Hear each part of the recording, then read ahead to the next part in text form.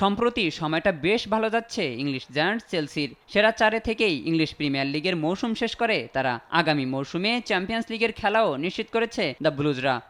রাত 1টায় এবার তারা উয়েফা কনফারেন্স লিগে ফাইনালে শিরোপা লড়াইয়ে নামতে যাচ্ছে স্প্যানিশ ক্লাব রিয়াল বেটিসের বিপক্ষে।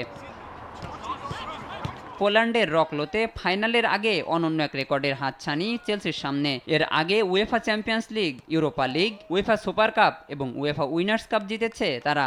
এবার কনফারেন্স লিগ জিততে পারলেই ইউরোপের প্রথম ক্লাব হিসাবে উয়েফার সবগুলো ক্লাব টুর্নামেন্ট জয়ী দল হবে দ্য ব্লুজরা।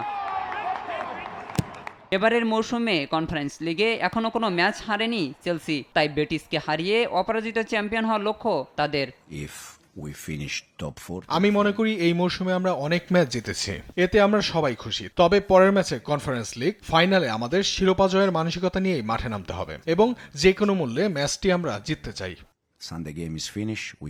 অন্যদিকে বেশ লড়াই করে প্লে অফ খেলে কনফারেন্স লিগে আসে রিয়াল বেটিস। এরপর একের পর এক চমক দেখিয়ে তারা পৌঁছে ফাইনালের মঞ্চে। লা লিগায় টেবিলের 6 থেকে আগামী মৌসুমে ইউরোপা লিগের খেলাও নিশ্চিত করেছে তারা। এই ম্যাচে চেলসিকে ফেভারিট মানলেও জয়ের লক্ষ্য নিয়েই মাঠে নামতে চান Real বেটিসের coach Manuel Pellegrini.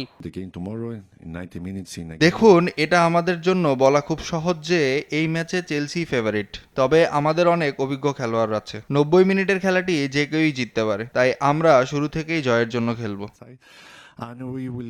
UEFA conference লিগের ফাইনাল জয়ী দল সরাসরি ইউরোপা লিগে খেলার সুযোগ পায়। এবার চেলসি চ্যাম্পিয়ন্স লিগ এবং রিয়াল বেটিস ইউরোপা লিগে খেলা নিশ্চিত করায় এই ম্যাচে তেমন কোনো সমীকরণ থাকছে না ফাইনালের মঞ্চে। তাই হাড্ডাহাড্ডি এক লড়াই দেখার অপেক্ষায় ফুটবল প্রেমীরা।